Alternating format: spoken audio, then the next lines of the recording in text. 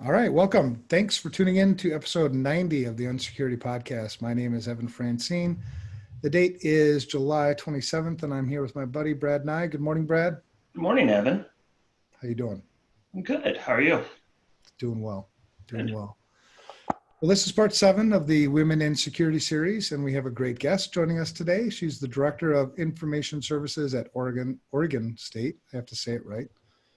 University adjunct faculty, psychology at Chemeketa, and I'll ask her in a little That's bit. good. Good enough. Community College, and cybersecurity and network consultant and project lead at the Consortium of School Networking, which is also known as CoSN, and home improvement extraordinaire, and we'll talk about that a little bit. Amy McLaughlin, welcome, Amy. Hi, thanks for having me. Yeah, it's really cool that you're here. I've been actually looking forward to this show. Not that I wasn't looking forward to the other ones, but you and I have gotten to know each other a little bit more, through the daily insanity check-ins and all that kind of stuff. So I'm really happy you're here. Again, thanks for being here. Yeah, thank you. I'm excited to be here. Yeah, I just know we'll have a great talk. So, but before we get jumping into all the details, I always like to check in first, just see how people are doing. Sometimes we go so fast, you know what I mean? Everything's go, go, go, go, go. It's just like, hey, slow down a minute. How you doing? How was your weekend? Stuff like that. So Brad, how you doing? Good. It was fun. I had a good weekend. Other than, trying not to melt because it was like 95 with 80% humidity out. But started a home improvement project. We're building a aquarium stand, my daughters and I, for one of our things. So they were excited to get to use like the belt sander and orbital sander and got all the sanding and staining of all the wood done. So next step is cutting and putting it together. So they're super excited to be doing that. And it's a lot of fun to kind of teach them how to do that stuff. Amy will be happy to hear that, because I don't know how many times I've been on the daily insanity check-in and she's been either painting or, I don't know, flooring, wallpaper, something, windows. I'm excited. I got to get, I'm going to use pocket screws for this. So I got to get the jig for that. So new toys are always fun. Did you get that Craig's thing? I didn't get it. It's not the Craig's, but it's similar. I have the Craig's thing and I lost all the pieces. Well, that kind of doesn't help. I know. Hey, I still have 2 of your tools and I haven't lost them yet. Hey. Luckily, I don't need either of them right now. I will at some point, but not right now. That the hell is that thing called? The wrench. Yeah, holy crap, that's good for decks. Amy, it's a wrench that, like, I don't know, fits on the joist, and then you push it and it takes the bow out of the deck boards and holds it in place. Oh my gosh, it was the best $80 or whatever I spent. $80? Something like that. I don't remember. I bought it like 6 years ago. I didn't know it was that expensive, man. I should pay you like 20. Rental fee? Right? Yeah, it's just a piece of metal. I can't believe it's that much. Maybe it wasn't. I don't know. Are you Googling it right now? I am. I'm looking it up right now. All right. Oh, $63. Still. How else? So how was the week? Monday we had our quarterly company meeting thing. How'd things go after that? It was good. We had our monthly VTO Thursday with SMT. It's a lot of acronyms. What do those mean? Monthly vision traction with organization, I think, right? Yeah. So just kind of reviewing where we're at with our rocks, our big projects for the quarter, and planning for next quarter and looking forward. And, so it's just, more the vision looking forward as a dedicated check-in to make sure we're not losing track of it. Did I kind of catch off guard? It's like early Monday morning and I'm like, what does VTO mean? No, yeah, it was good. It's a lot of fun. So presented on some of the stuff that I've been working on, and cool. Really good. And SMT is senior management team, right? Correct. Yep. Okay, that's cool. Amy, how was your weekend? How was your week? My weekend was good. I, funnily enough, I got through can number 21 of, so far I've bought 24 cans of stain for my house. And I've got another 10 on order because it's not done yet. So I did some repairs on the drainage in the backyard as well, and just stuff like that, kind of poking around the house. That's Um, cool. yeah, it's kind of fun. It was really hot though. I can't really complain. It's actually cooler at our house than in other parts of town, but um, yeah, it was kind of warm to be out. We had deer and turkeys lying around in the backyard panting because it was so hot. So Did I um, tell you know that I'm a really good deer hunter on my Harley, right? I know. I think you'd be nervous to be in this area. They're everywhere. Uh, but yeah, no, the week was good too. We've been super busy because, I work at the clinic at student health at OSU. So while everything else is largely shut down, we have been open the whole of COVID. So, Have you seen a significant rise recently or in the last month? not really, but most of our students, so we went to remote only for spring term. So a lot of our students moved sort of, I would say, home. Of 70% of our students are Oregon residents anyways. So they didn't necessarily stay in town. Hmm. We've done a lot of we do a lot of telehealth now. Okay. That was our 2 week go live for telehealth, which was supposed to be a sort of it was a pilot project that I was working on for spring term. It turned into like all of spring term's work. Wow. Yeah, Yeah. Things changed quick. Well, I I did was just last week. Oh, go glad ahead. we were ready. Well, yeah. When you're still here and, thank God, you know, the world hasn't ended yet, although it seems like it's getting closer every 10 minutes. Every time I turn on the news, I'm like, why do I watch this? It's You know, crazy. just remember for perspective, like at least you and I were around for like the Cold War, True. and it always felt like it was getting close then too. So That's true. Well, and the way I get away is I just hop on my bike and go somewhere. I mean, just get away. No electronics. And that's so what did I do? Oh, I finished the deck. Yay. I know. I'll have to send pictures. My wife was really, really happy, which is all that matters. I mean, I don't really care about the deck. It's, make the lady happy. Ryan and his wife and Justin and his wife and my friend Bobby and his wife came over on Saturday. And, they're doing road construction up in front of our house, like the big tractors and things. And they leave all that stuff sitting in the road. And my buddy Bobby, who's, iron worker, big burly dude, he's like, I know where they leave the keys. I was waiting. As soon as you said that, I was like, oh boy. Yep. And I'm like, well, where do they leave the keys? And he goes, right in the access panel. I'm like, no. He goes, yeah, I guarantee you. I'm like, all right, so let's go. We go out there. And sure enough, we checked every single tractor and big tractor, like the big, huge things, man. I mean, big, huge things. And you open up every one of the access panels and there's the key. Wow. And they do that because the construction guys, forget stuff. And, if you forget the keys, no work. Well, Right. and those things are pretty complicated to operate, right? I don't know, man. I was really tempted to hop in one. I was gonna say, you didn't take one for a spin? No, I don't know. Still out there. They'll be out there till September. I want to really bad, but I'm gonna get in so much trouble, you guys. Yeah, that seems like a bad idea. Yeah. Anyway. Just imagine it instead. Yeah. I don't know. They're like the keys are like right there. Did you know that they do that? No, I'm not surprised, but I didn't know that. Okay. So tonight I'll go, or this afternoon when I get home, I'll take pictures of them and I'll show you. I mean, it's like they should do a much better job of securing those things. Yeah. I mean, what would I'm talking like the huge backhoes, man, You could do some serious damage. like 6, 7, 8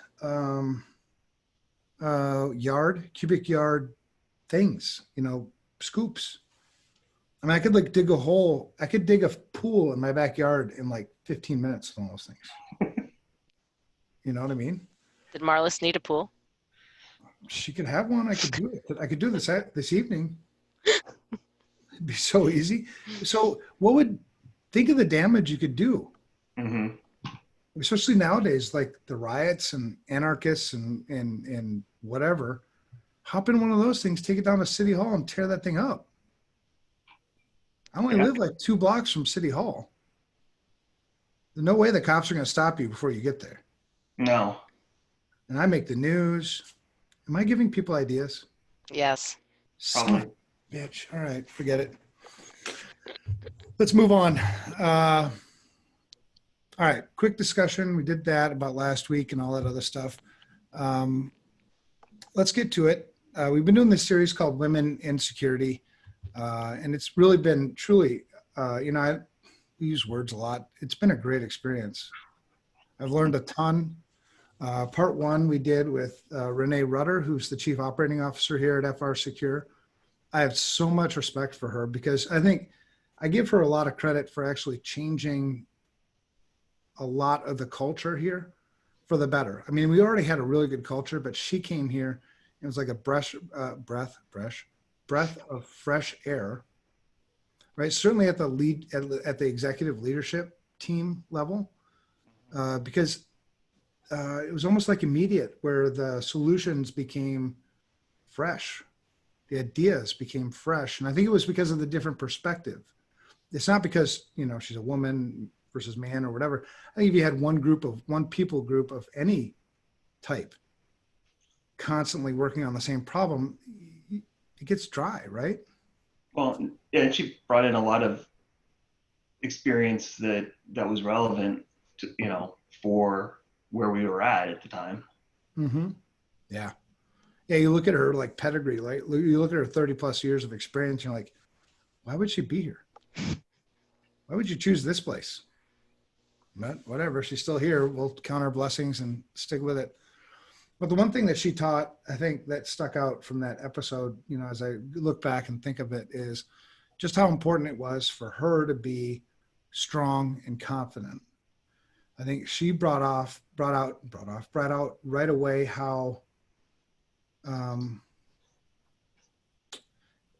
it's not women's tendencies, in her opinion, to be just confident, just kind of a risk taker, just take chances.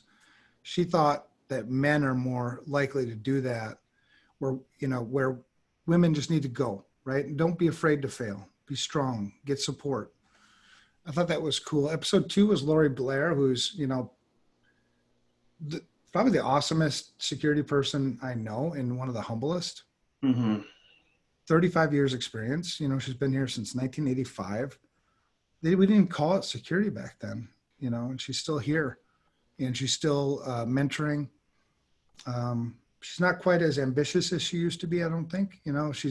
I think there was a middle part of her career where she was very, lead, and now she just doesn't want to lead anymore. I've had enough, right? But great experience there. Part 3 was Victoria. She's crazy, awesome. She's relatively new. She came out of the insurance adjuster world. One of the sad things, though, that still sticks out of all the episodes that I think sort of raises a little bit of anger in me was the fact that that one recruiter said to her, when she was asking, advice about getting into this industry, and he said, well, you got, something like you're smart and you got good looks. Yeah. But he said it in a more distasteful way. Creepy. Right. And we don't get that. I've never had anybody compliment me on my looks in this industry. Yeah. See, this is not cool, man. I had somebody tell me that I got the job because I was the cute girl who they interviewed. It was an all male panel doing the interviews. So you can't win either way. you don't get hired because it's they're biased, or you get hired is because of the way you look. I see there's no place for that. Not Unreal. unless you're like a model, right? That's like what I get paid for is looking a certain way. That's not what we get paid for. We get paid for things that we do with our brains, things that we do with, typing, whatever we do, but it's not looks. It's so shallow. It like what blows my mind is who they told you that after the fact, like who, what? You can't even talk. Like what in the world? Here's the setup. Female coworkers told me Okay. that they thought I only got hired because I was the only woman being interviewed by an all-male panel, which was derogatory to me and derogatory to the men doing the interviewing.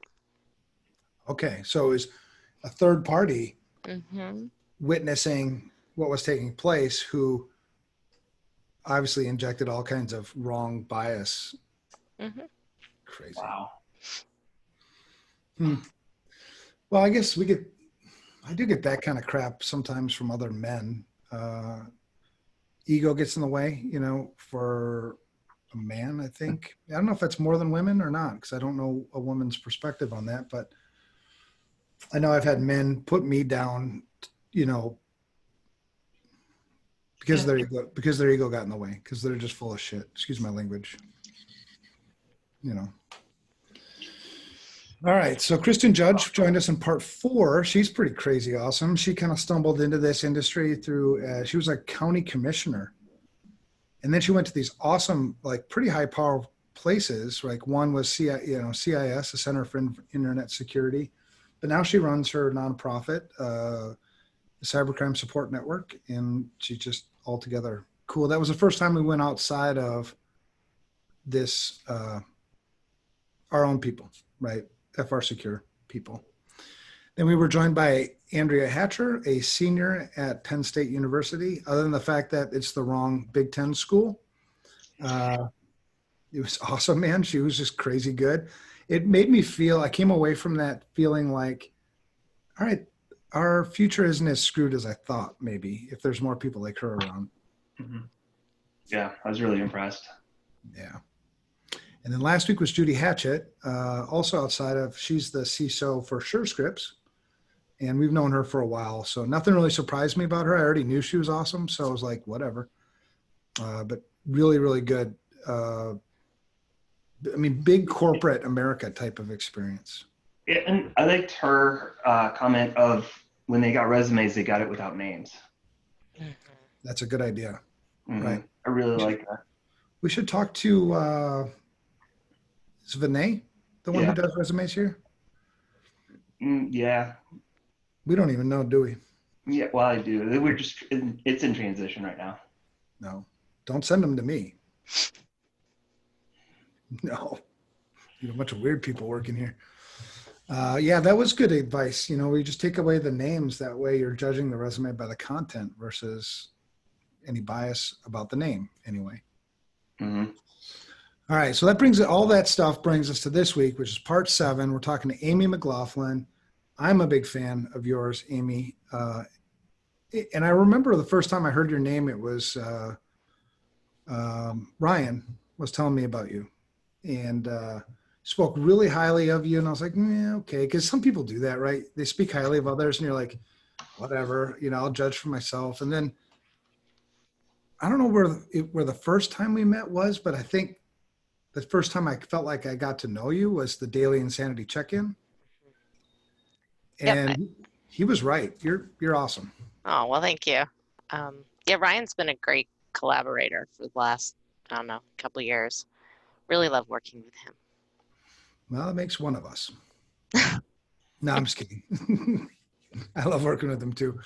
We do the security shit show on Thursday nights too. That's a lot of fun, And then you get him outside of his element a little bit. He was at my house this weekend, and yeah, he's a nut. Yeah. Yes. He made me too. He forged 2 things for me this last week. One is a hook, which I love it. I hung it up right outside the right outside my sliding glass door for hanging, like the dog leash right now is hanging on that.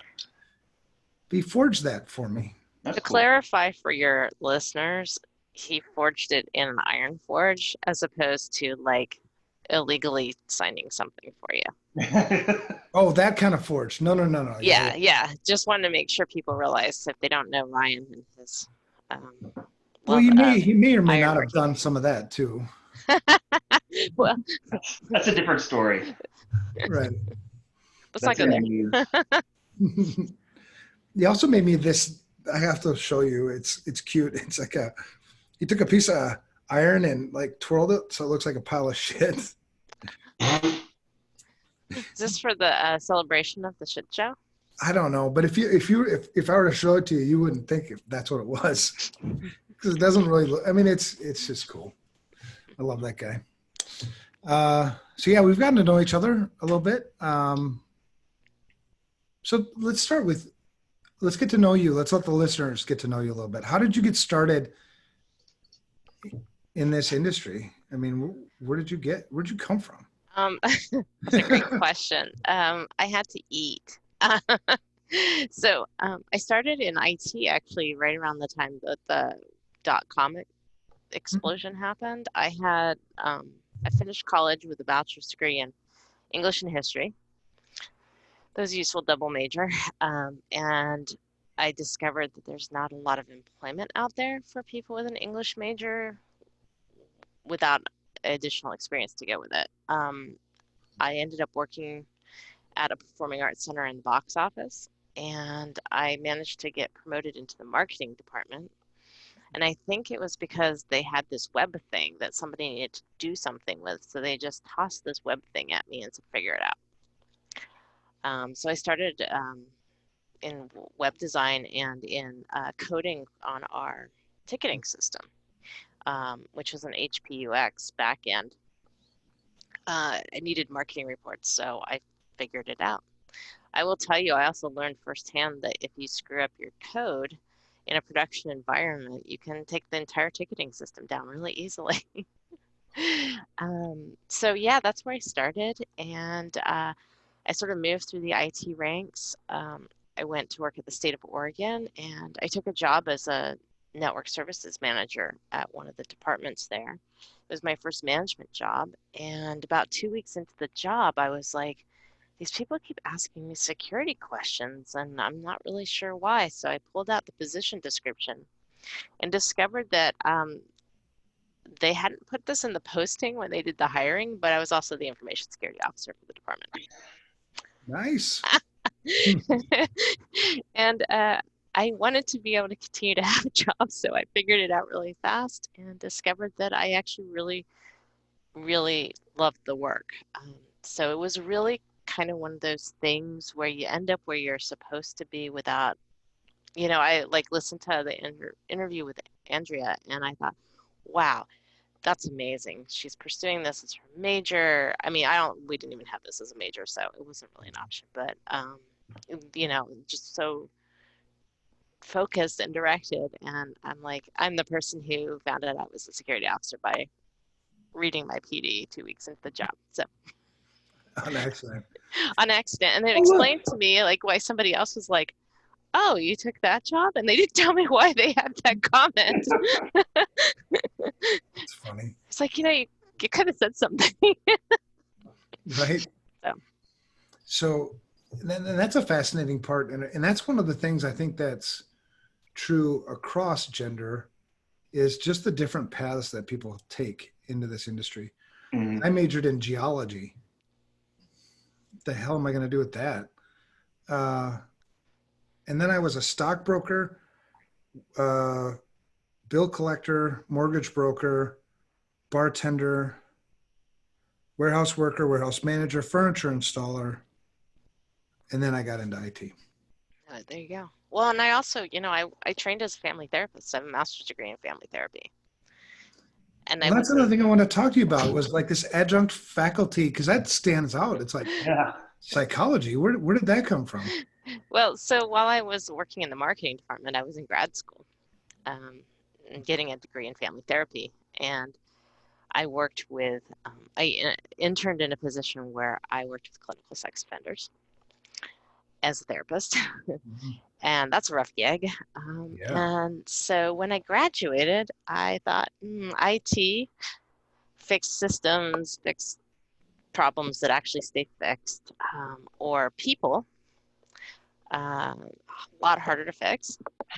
And and the pay was like $7.50 an hour as a therapist, and Wow. quite a bit more in IT. So I sort of went the IT route, but I love the psychology component, and I think it actually mixes really well with information security because, the psychological aspects is how do you outthink the ways that people can get into your systems. So I ended up having the opportunity to teach at our local community college years ago, and I've been teaching not the same class title. It's changed, obviously, over 20 years, but I've been teaching workplace psychology ever since. Wow. So that probably really helps you in your career with the communication piece that so many people in our industry struggle with. Oh, yeah. In fact, that network services manager job I got was because the team really wanted somebody who could communicate. They were like, we don't care if you know the technology. We need you to talk to people for us. We've had some great communicators on the show. I mean, that's one thing that I think has been a common thread too, Mm-hmm. with all 6 others and then Amy as well, just the good communication. Well, and one of the things that fascinates me too about you, Amy, and the psychology piece is that's the biggest challenge is people, right? Trying to help people or convince people or influence people to do the right things, right? To do better stuff. Mm-hmm. Yeah, Ugh. that's the hard part, right? Get people to change. Mm-hmm. Because at the end of the day, the only person who can change someone is themselves, True. but you can influence them um, in different ways. In public health, we have this thing called social norms campaigns, where you basically show people doing what you want them to do. It's similar to my philosophy on parenting, which is model the behavior you want to see. It works really well for managers too. Uh, but if you show people, this is how you have fun without a beer or whatever it happens to be. Um, Did you say a beer or a beard? Beer. Okay. I don't have any experience with fun with beards. Yeah, because I don't think I can have fun without a beard. No, no beards would be that might be a No, showstopper. you guys would do well in the Pacific Northwest thing out here. So, Yeah, give me an axe. yeah, chainsaw. Oh. But yeah, this whole notion of how do you model for people what you want them to do in terms of security and how to protect themselves, how to even have the situational awareness to think about it, because culturally we're not raised in this country to have a lot of situational awareness for a lot of people. There are subsets of people who I think have quite a bit more, but Right. So you're at the state. How long were you at the state? 18 years. Oh my gosh, really? Wow. Yeah, I worked at like 5 different agencies in there. I took a little tour of the state. Wow. That is And one then, of the pluses for that, like working in the government. You do have a lot of opportunities to kind of move around and see different things. hmm yeah, it was really a really interesting experience because I also worked with so many different components or different security regulations. So I worked in revenue with the IRS 1079 requirements, and I worked at education, which was my last stop. FERPA, I'd worked at Human Services when HIPAA rolled out. So Wow. um, got to play with a lot of different regulations. So then you went to OSU. hmm And how long have you been at OSU now? I've been at OSU 3.5 years. Okay. Yeah. And what's a typical, I mean, what do you do at OSU? What's the typical, I mean, around for like security, like what, for a lot of us, I've consulted a lot of higher ed, but I've never been in higher ed. And it seems like there's no two higher eds that are the same. That's definitely true. It was, what I do specifically is I am actually in charge of all the technology for our student health systems, student Okay. health services. So we have a campus healthcare service that has about roughly 19 clinicians, doctors, nurse practitioners, and physician's assistants. And we have a student body of about 28,000 that are campus based. We're just a little smaller than Penn State, which is, by the way, the other Research One university that's like OSU, because they also have a seed, land, air, and space grant. And there are only 2 universities in the country that have that. So it was fun to listen to Andrea because she was at Penn State, which is sort of our sibling university. So I basically make sure that we have operational systems. So when I first got there, we had some archaic systems that looked a little bit like a garage sale in the closet. And so I renovated and re-architected all of our systems. And then right now we're working on sort of just continue to advance our security mission and make sure that we have it all locked down really well and protect privacy. So I do investigations if there's like a privacy breach of any kind or security breach, that kind of thing. And I do a few other things because I wear a lot of hats. I know, because didn't you just take on some additional responsibilities not that long ago? Yeah, so my department also includes marketing and communications, and our marketing manager left, so I'm doing that right now because we're in a hiring freeze. And we had a manager who was out on leave for extended duration, so I was supervising the alcohol and other drug prevention staff as well. So you're one of those people that just steps up, aren't you? Yeah. Yeah. I've always had this philosophy that if you see a hole in the dike, you better stick your finger in it, right? Yeah. My first job, I worked in an ice cream store, and I worked for a guy who had been at IBM for years. No, Xerox. And he had this motto, which was you lean, you clean. And if you work in an ice cream store and they tell you to clean something, I can guarantee it's going to be gross. Like you're scraping old ice cream out with a toothbrush out of some grill somewhere. So you learn really, really fast to find things that need to be done. Yeah. He built good habits that way. Yeah. Well, I think that's one of the things too that is a trait of a good security person is that you do just step up. A lot of times you can't really tell me what to do. I just do it. You know what I mean? It just needs to be done. Yeah, looking forward, like more proactive approach to things. Yeah. I think that's the thing. You have to see where the gaps are. You can't wait around for somebody to tell you to fix something because chances are, especially in like a small team, there's not going to be somebody that's going to tell you. Mm-hmm. Oh, the users will tell you when it's broken. Yeah, but or the FBI. By the time they that's not how you want to find out. Yes, and I've had friends that found out that way too. Like, oh, the FBI just showed up. I gotta go. Yeah, that's not the way to do it. Nope. I remember the Target breach. They found out about it from the Secret Service. You know, and I remember that one because I was up to here in it, you know, for so long. All right. So what, and it's a weird question, but do you notice a difference? Because I'm trying to figure out what it's like to be a woman in this industry. Not because I want to be one, you know, that I'm happy just being this, but, you know, what's the difference between being a woman in this industry and being a man in this industry? You were in state government. Mm-hmm. Is state government known for being more, I don't know, man-driven versus woman-driven? I mean, I don't understand any of this stuff. Well, you know, it's a good question. I certainly know plenty of women in higher level positions in state government, but I think that my experience has been on the technology side and the security side. Women are really a minority.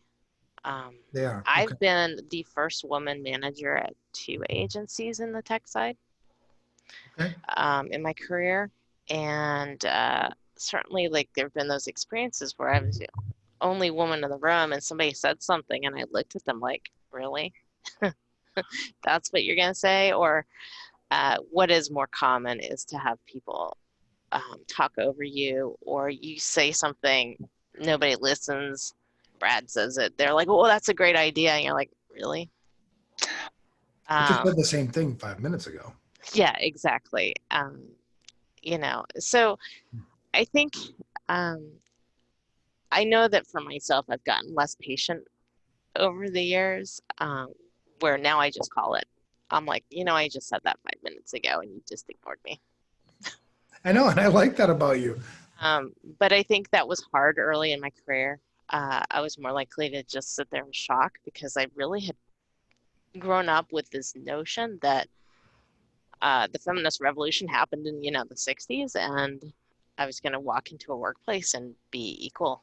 And the first time I sat through a meeting where everybody talked about my work like I wasn't there, I was like, what just happened? And I had a supervisor who'd never supervised anybody before. He was lovely, really great guy. And we walked out of the room and I said, what just happened there? And he's like, I have no idea. What was that? I mean, he was just a couple years older than me. We were both completely, like, he didn't know what to do with it either, um, because it was a weird experience. And it's happened multiple times now, obviously, since then. But, you know, and just showing up at a conference, right? I'm usually a minority in the room. Mhm. I've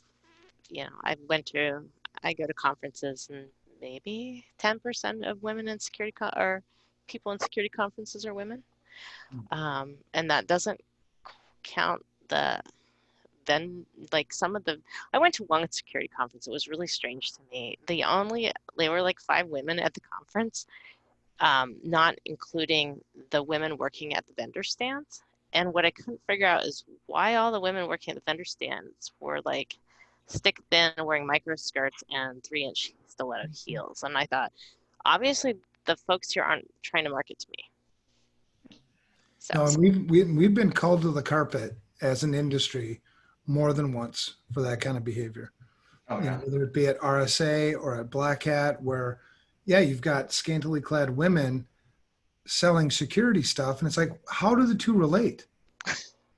I mean, why would I buy your blinky light bullcrap from somebody who probably can't spell it? And I feel bad for the lady standing there as well because you're selling out. You know, I right. mean, there's so much more to you than that skirt, than Mhm. that. You know, it pisses me off, honestly. Yeah, and it's, and then you get into the environment. We've had some, I have some great colleagues who, like, I remember one conference we went to. My team lead was standing there talking to somebody, and I was, trying to be part of the conversation. And the guy's like, well, we should do this and we should do that. And he's like, well, I don't know. You'd have to talk to my boss about that. And he's like, oh, where is he? And my coworker turns to me and says, well, she is right here. So, I have to say that there are some amazingly wonderful and supportive people in the industry as well who don't allow the behavior to continue. Right. And I think that's almost as hard to be that guy as it is to be the woman in the room, to Yeah. be the one calling people out and saying, that's not okay what you just did. So that's actually good. I want to go back to that. What is the reaction from the guys in the room when you call them out? Because I can only imagine. Um, you know, what's really interesting is that I would say a large percent are embarrassed. They're like, "Oh my gosh, I'm so sorry. I didn't even realize it did that." Uh, and and they learn from it. And then I would say there's a small percentage who are just that's the way they like their world, and Mm. no amount of anything is going to change that. It's good to hear that it's not the opposite in terms Yeah, of proportions. no, I think that usually they're kind of embarrassed, like, "Oh my gosh, I'm so sorry. It never occurred to me," right? Because, and this is an interesting thing about like from psychology. I teach workplace psychology, and we do this exercise. It's like, what's a leader? Like, what is a leader? And you would not believe how many times that probably 80% of students, male and female, put he on everything. a leader is automatically male. Um, you know, I've been the female director or whatever of almost entirely male teams for a huge part of my career. Um, and so I think that that mentality coming in of they expect it to be a man, and, you know, can be a little jarring to people when they realize that, oh, I just is the person who is going to be the decision maker. And I didn't even realize that my bias was showing. Well, that's the thing too. I mean, we're all humans, right? And we all make mistakes, you know, and I'm thinking of my own.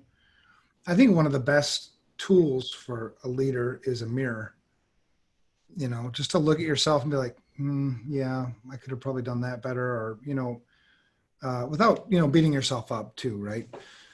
Because I've been called out, actually by Renee, you know, in a leadership team where I was saying something about blah, blah, blah, blah, blah, and they just bitch, blah, blah, blah, blah, blah. And she goes, I'm sorry, what? And I said it again. And she's like, you know, and she's not one of those like cancel culture types, you know, but that was not a word that she appreciated using, you know. And when you think about the meaning of the word, you're like, yeah, you're probably right. That's probably not an appropriate word. And I think there's been other like just times when, because it doesn't come natural for some of us. It doesn't come natural for most of us, actually. Probably all of us. I don't know. So you have to be deliberate. You know what I mean? You have to deliberately have an open mind and realize that everybody that participates, everybody demands respect. Everybody should get respect, right? Yeah, I think that's the thing is like that and recognizing that, yeah, I don't have a problem with people making mistakes. Right. You know, that's not the issue. Um, the the well, other than the fact that it gets exhausting after a while, but the real issue is this the smaller group of people who persistently just don't want you in the room. Um, and that's the hard part. And that's the time sometimes where it's like when you're a minority in the industry, it's hard to determine, is that because you don't like me personally? Is that because I'm female? Or is that because like you feel threatened in some way? And so when you are a minority in the room, it gets all mixed up. It's like, okay, I can't tell because I'm getting treated this way if that's about me or if that's about something else, right? It can be hard to distinguish. I think you probably hit, I mean, for most, it seems like you probably hit the nail on the head. I think people feel threatened. Yeah. I like my territory. I like my thing. I like my way I've always had it. And who are you to come and shake it up? Right. You know, and I can't look at it with an open enough mind to say, well, you're shaking it up for the better. You know, so let go, allow some, you know what I mean? It's insecurity. Maybe that's a big piece of it. I think that is a huge piece. And, you know, a couple of the previous people that you had on talked about how important it is to have confidence. And I think that that is a huge, really important component. I think also letting go of your attachment to what other people think of you. And I don't mean that in a bad way. Like I still check myself, you know, to make sure that I feel like I'm acting appropriately. But I think needing to be liked is something that you have to let go of. Because the reality is not everybody's going to like you, and that's okay. That's more about them than it is about you. If, you know, that's, unless that's your persistent experience all the time, then you might want to ask yourself, what's that about? But I think it's important to feel like you can be relatively independent and also to find your group of people who you trust and you connect with. I am so lucky to have developed an amazing tribe of colleagues over the years who are the kind of people who are like there to encourage you, male and female. You know, I'm in IT. I work with a lot of guys, so um, and I have some great colleagues who I really appreciate, who've been, you know, in the dark moments, been like, no, that's not about you. They're the people that can give you that outside perspective. That person is treating you badly, and let's talk about how to get out of this mess.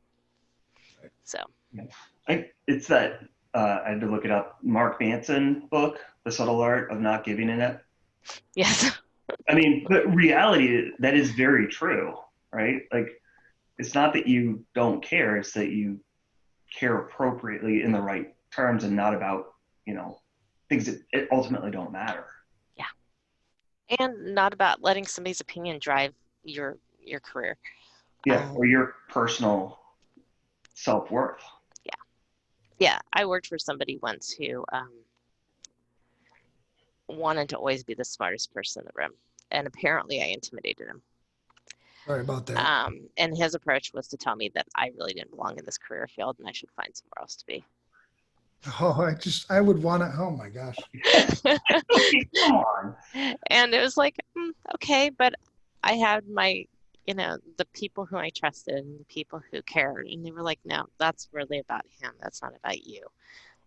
Yes, you might want to find somewhere else to be so you don't have to work with him anymore. But and that's where it gets mixed up. It's like, is that about me as a woman, or is that just about me because you don't like me as a person? That's an interesting difference too, because I'm sure, Evan, you've worked with people like that. I know I have. Yeah, and thank God I didn't have a baseball bat in my hand at the time. Right. Well, and I mean, that's why I left one of the jobs. Is it was they brought in a new boss who was just like that, and I was just like, f this, Yep. as opposed to like, is it me or is it? I was like, this guy's a jerk. I'm out. I don't need to put up with this. And like, it never even occurred to me that to even look at it that way. And so it's an interesting difference between the men and women's thought process. I think that is a difference. I mean, we tend to like sort of look at ourselves and we're first to put it on us Yeah. and internalize it. And I think that I will say that's a what could be considered stereotypical. When I say stereotypical, I'm saying, 70 to 80% of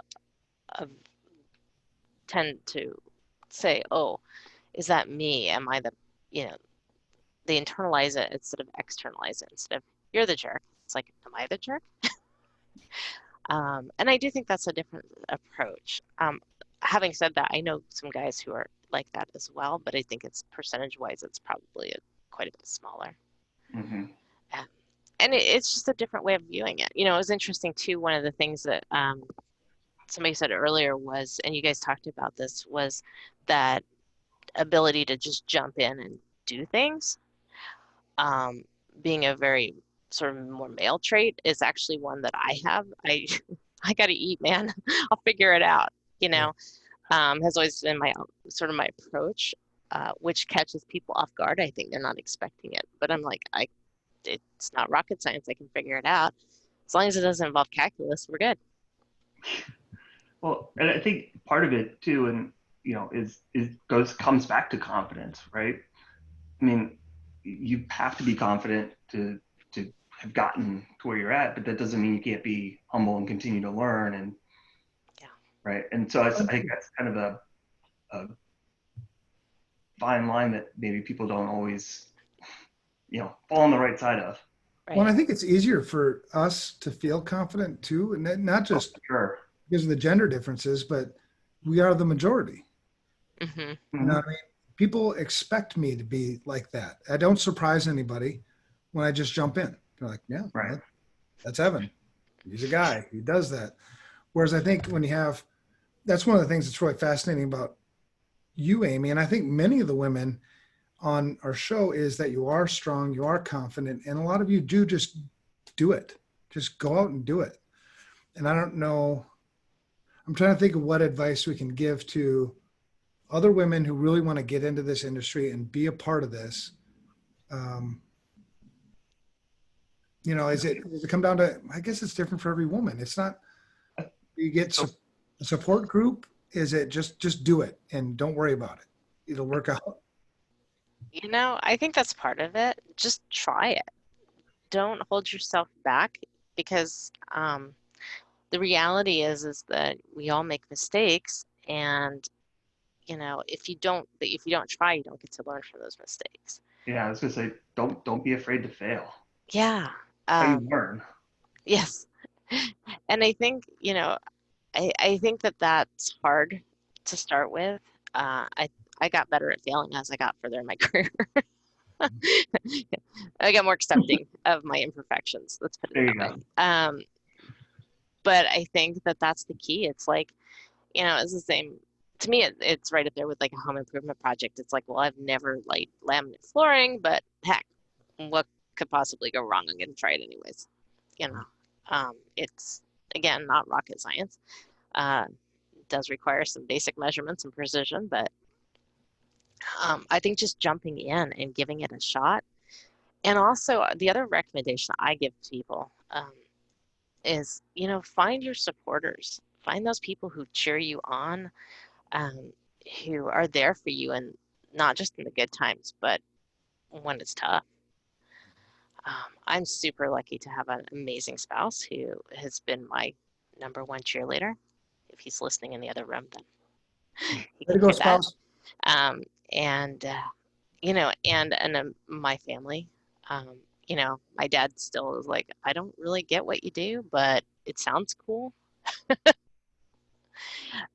you know, so I think having those colleagues and those family members and those people who are going to be there for you and building those relationships.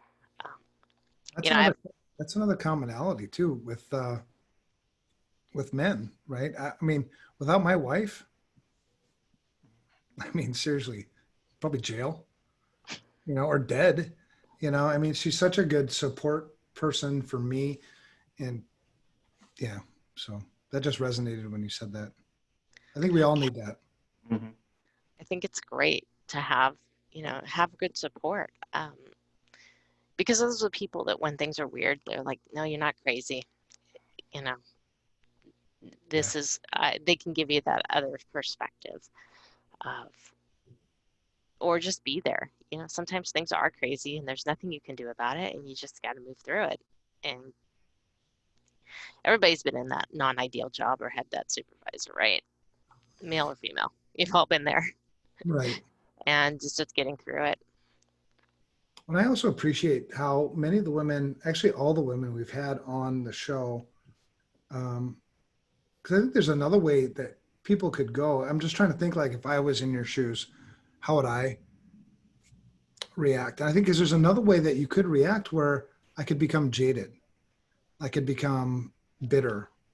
I could almost become, angry, militant, whatever.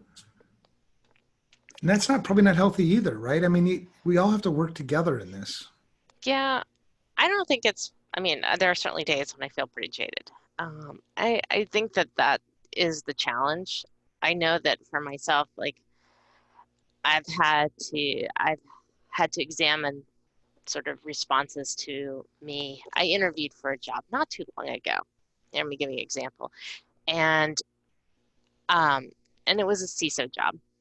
And the recruiter comes back to me and says, yeah, the interview committee just didn't think you had the right level of professional gravitas. Okay, so let me tell you what professional gravitas means when they tell you as a woman you don't have it. It means that you're not white and male and wearing a suit and about 6 feet tall. It's a code for you don't fit our image of what we think we should have as a CISO. It doesn't mean that you can't do the job. It doesn't mean that you're not smart enough. Any of those things. It means that they had a pre-existing idea in their head, and because you are, 5'5" and female, you're just never going to fit that ideal. And you could fight that all day long, or you can just recognize it and say, you know what? If that is your approach, then I don't want this job anyways. Yeah. And there will be the right job for me. And I think the unfortunate thing is that we run into that often enough that it just becomes frustrating. And you have to give yourself, like I've gone other routes with that. Uh, it's like, okay, you're going to block me here. So how can I get where I want to go? Um, you know, That's cool. I'll write a book, I'll write an article, I'll do my own thing. I don't need the outside validation from somebody who thinks that don't have professional gravitas or whatever. Gravitas. I can just imagine if somebody used that word with me, like, what the hell does that mean? Yeah. What is gravitas? I've never had this gravitas thing that you've said. You know, Well, you look at the definition, it's dignity, seriousness, or you should not put, solemnity. they should not put an M and an N next to each other. I'm just, of manner. I don't have that. No. A seriousness, maybe. Dignity, I don't know. What does it even mean, right? But but it's coded. It's a coded phrase Totally. that is, Avoid sexism claims. Well, and good for you for seeing through that BS, right? yeah, and so yeah, you could become jaded, or you can just find another route to do what you want to do. And I just encourage people to keep going. Like, why let somebody else limit you? Right. Um, Totally. Enough opportunities out there. Don't be miserable with what you're doing. yeah, Right. you And I know, think there's more awareness today than ever around this issue, around women in security. Just it's almost like a revolution in a way, and I really like it. I encourage it. We also, by the way, and not to change the subject too much, but we have a we don't have enough minorities. no, we don't. It's true. And it's not because it's not a black or white thing, but different people groups bring different perspectives to solutions, Mm-hmm. and we're missing it right now. So Yeah, I would uh, totally agree with that. yeah, I think that having different perspectives and also having different people can connect to is really important. I mean, for example, you and Brad could say the same thing 50 times, but if you're only reaching the people who can connect with you and relate to you, you're missing another segment of the population. The majority of the population. Yeah. I got an idea, and I'm making progress on it. I want to start a nonprofit to reach out to underprivileged people in information security and open up training centers in inner cities. Ooh, Are you that would be interested? fantastic. Okay. You What a interested? great idea. You interested in ideation on that? Yes, Okay. I'd love to be part of that. That sounds fantastic. Cool. Yeah, because another thing it's a frustrating thing for me is when people just say stuff and then they don't do anything. Mm-hmm. Everybody has the opportunity. Everybody has the ability to do something. Yeah. And I think, sometimes you have to be really active about it. So, we were talking about how do you get more women into security. Um, you don't see high numbers of women going into computer science. And I will tell you, it's not necessarily a friendly environment. I don't have a degree in computer science, but I know people who do. I have started recruiting. I work with psychology majors. Nice. They're quite That's good. our help desk staff.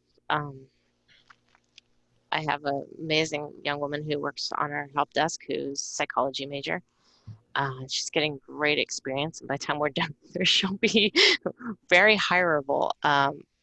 Probably doing computer stuff, not psychology. And I think that, finding other avenues and finding ways to help people grow and learn. Yeah, so we had an interesting team makeup last year. 50% of our staff was young women of color, and 50% were our white guys. And they were amazing. They've been amazing mentors. I'm so proud of my team for the level of mentorship they do. I do want to point out too that the other thing you have to be careful of when you're a woman is getting stuck at the help desk. Oh.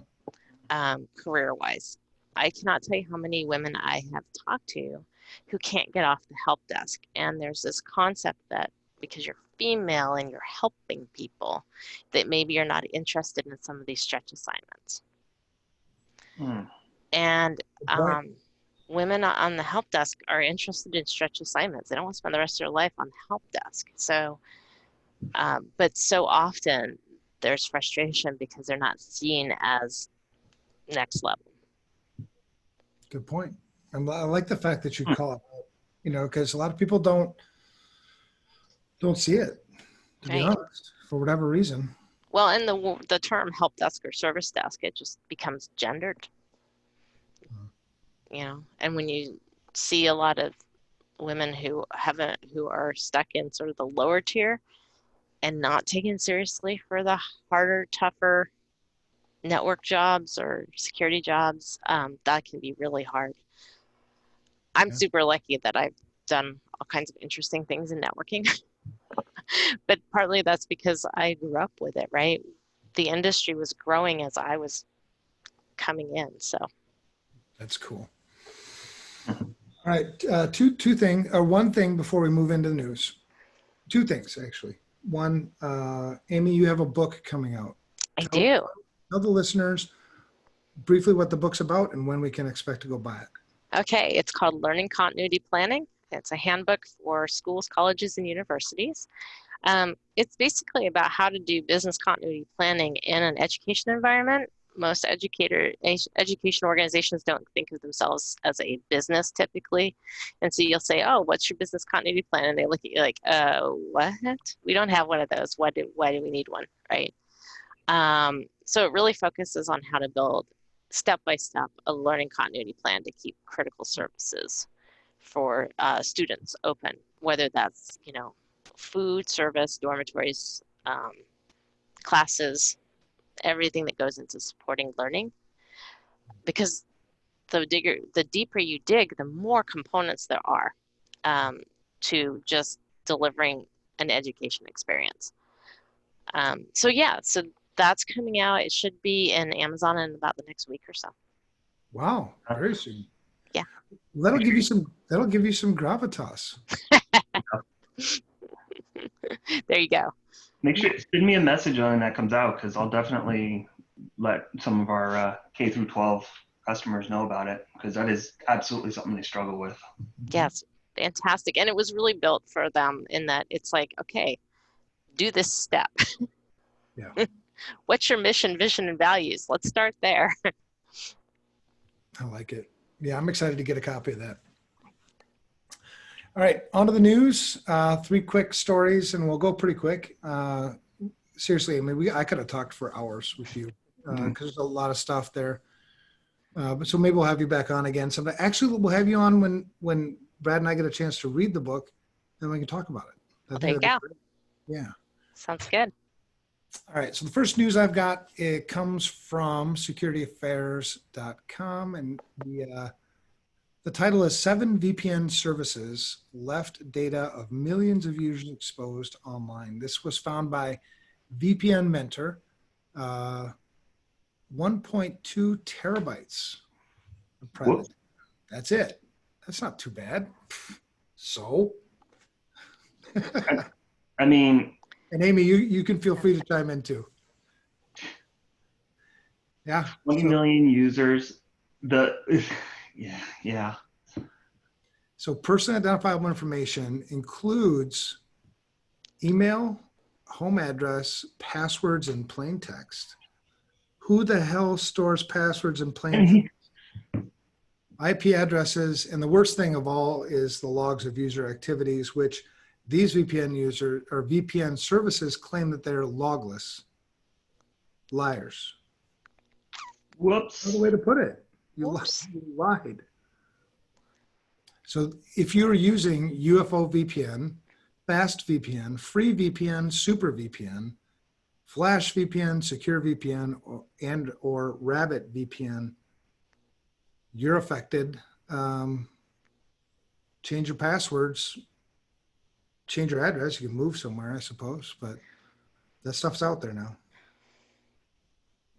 What a pain. I mean, it just is frustrating that people will tell you something's logless. I never believe them anymore anyways. I'm like, no, everything I do is recorded somewhere. And I guess that's the cautionary component, is to recognize that whatever you do, somewhere somebody has a record of it. Mm-hmm. But, we try to tell people to use VPN to protect themselves. And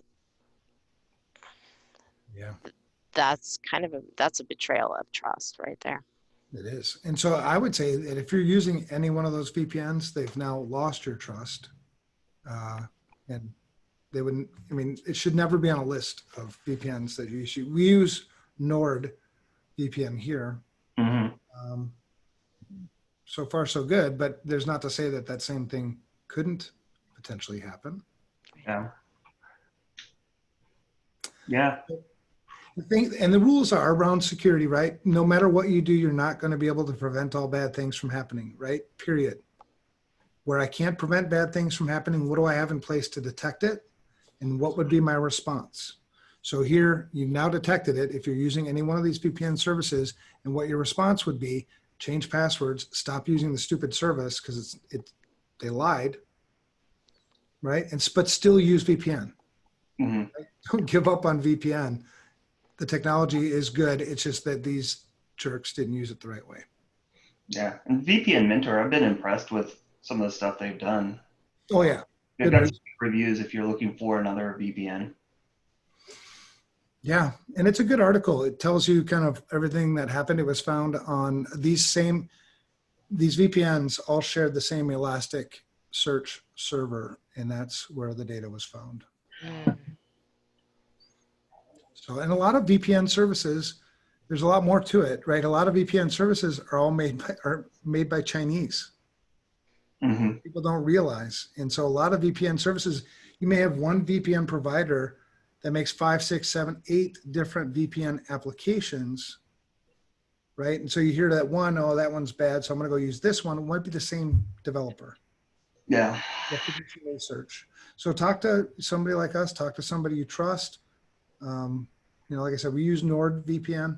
It's pretty inexpensive. It's not free, but it works. Yeah. Yeah. The personal one is what, like, I think I paid $3 a month, $2 a month for a 3-year subscription. I mean, it's just not, it's worth it. Yeah. All right. So that's that. Stuff like that sort of ticks me off because I don't like lying.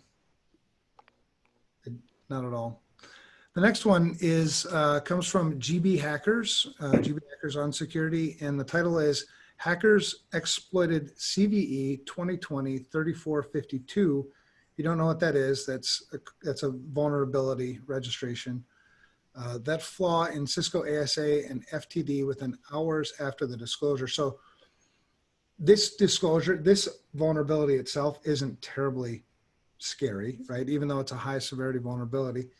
It's a directory traversal vulnerability, which means that you'll be able to see certain files in the file system of some of these affected devices, right?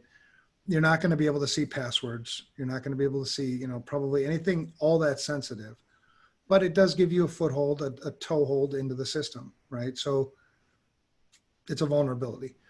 The important thing though here is that within hours of the disclosure, you already had exploitation in the wild and people actually using it. And the point is, stay on top of your vulnerabilities. If you spend all this time and effort on vulnerability management and patch management, stay focused, right? Keep it up. Try to narrow that window because the hackers are narrowing the window, the time.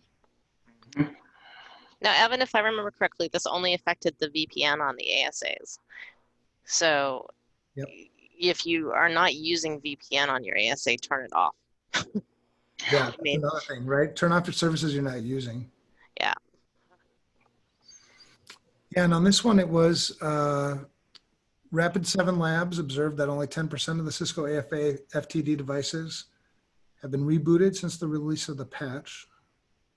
27 of the 398 detected Fortune 500 companies appear to have patched rebooted. So, yeah. Anyway, that's that. The last one I thought was kind of interesting because there's a lot of this in our industry too. It's, do as I say, not as I do. This one comes from the Register, which is always funny. The Register has the funniest kind of. They're so snarky. I know. They're from the UK. Yeah. Are you saying that people from the UK are snarky? Yeah, they got bad teeth. Hey. I don't know if that's true or not. I don't.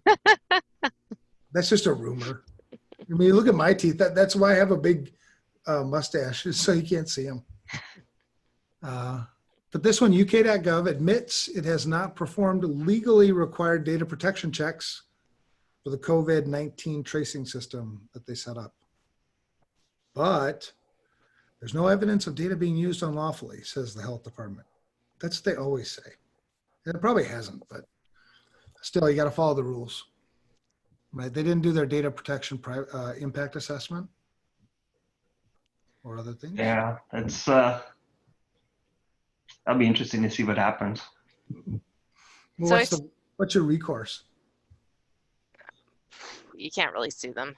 I mean, you know, it's interesting though. I think that's what's endemic to having to do a fast rollout, right? This is the kind of thing you get when you're building and releasing a system under suboptimal conditions.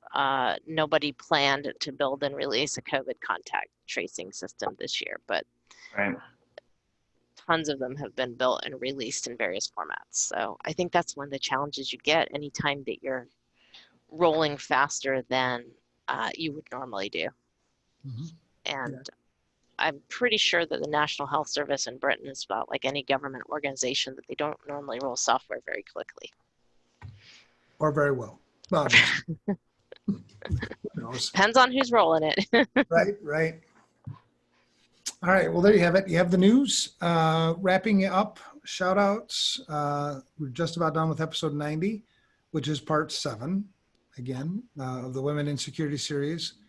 We're coming to an end in the series. I think I've only got a couple of ladies left slated. I don't want it to run forever because we've got so many other topics and issues in our industry to discuss. But next week we're welcoming a CISO from a university system in Nevada, who was the former CISO at University of Miami, who was the former CISO at North Dakota State University, and that's Teresa Siemens. So she's a pretty awesome lady too. And Amy, again, thanks for being a great guest. It's so cool. Yeah, thank you. In case you haven't figured it out yet, I dig you because I think, I just like your perspective. I like your common sense approach to stuff. That's why I like, one of the many reasons why I like Brad. Common sense approach, right? Logically, does this make sense? Well, then, okay. I always appreciate that. Before we do that, either of you have any shout outs? Brad? Amy? I think I gave all my shout outs during my conversation, but to the amazing people that I've worked with and continue to work with, I really appreciate them and my dear spouse. And I should probably give a shout out to Ryan Cloutier as well. See, I can say his name for being such a good collaborator. Yeah. And he wrote the foreword for my book too. Oh, very cool. How about you, Brad? I think I'm going to say that the rest of the SMT was such a good, I love doing those VTOs. They're always so energizing, even with everything going on, just spending, 5 or 6 hours plugging through stuff and talking. It's just, I really enjoy them. Yeah. That's cool, man. I love it. It's cool loving people you work with, ain't it? Oh, it's amazing. That's cool. I have a shout out. Well, I was going to say Ryan, but you took it, Amy. So I'll let you have the Ryan shout out. I'm going to give a shout out to, there's got to be somebody else I care about around here. Oh, Steve Marsden. I'll give a shout out to Steve Marsden. There you go. And the reason why I'm going to give a shout out to him is I know if he's listening, he'll giggle. I think he frustrates people sometimes, but man, is he a big cheerleader for the mission. He is out there all the time, making phone call after phone call after phone call, talking to people, getting people to engage. So yeah, I really appreciate him. Evan, I should say that, because I referenced him twice, my lovely spouse, his name is Steve as well. So call him by name. Good, Steve. When you've met mine, Marlis, you should invite him to the, well, you may not want to, the daily check-in sometime. Yeah. Brad and I had episode, I don't know, it was like episode 20 something. Yeah. When we had our wives on. Do you remember that? Oh yeah. Yeah, they haven't been invited back. You know why? They told the truth. Yes, exactly why. I don't know what they were thinking. All right. You gave them a platform and they went with it. Oh, yeah, they did. And she reminds me too. All right. Huge thank you to our loyal listeners. If you're not loyal or a listener, just ignore what I just said. We love hearing from you. So reach out to us on LinkedIn, Twitter, email, whatever's most convenient. Twittering us is easy. I'm at Evan Francine. Brad is at Brad Nye. We also have our show's Twitter now, finally, at UnsecurityP. Not like P, but short for podcast. And you can email us at unsecurity@protonmail.com. Amy, do you have a way that you want people to reach out to you? LinkedIn. LinkedIn. Yeah. Okay. And I think I'm connected to both you and Brad on LinkedIn. So Yeah. easy for people to find me. Yeah. Cool. Lastly, be sure to follow Security Studio at Studio Security and FRSecure at FRSecure. They put out some pretty cool stuff occasionally. It's not too salesy, I don't think. Mm-mm. All right. So that's that. We'll see you next week.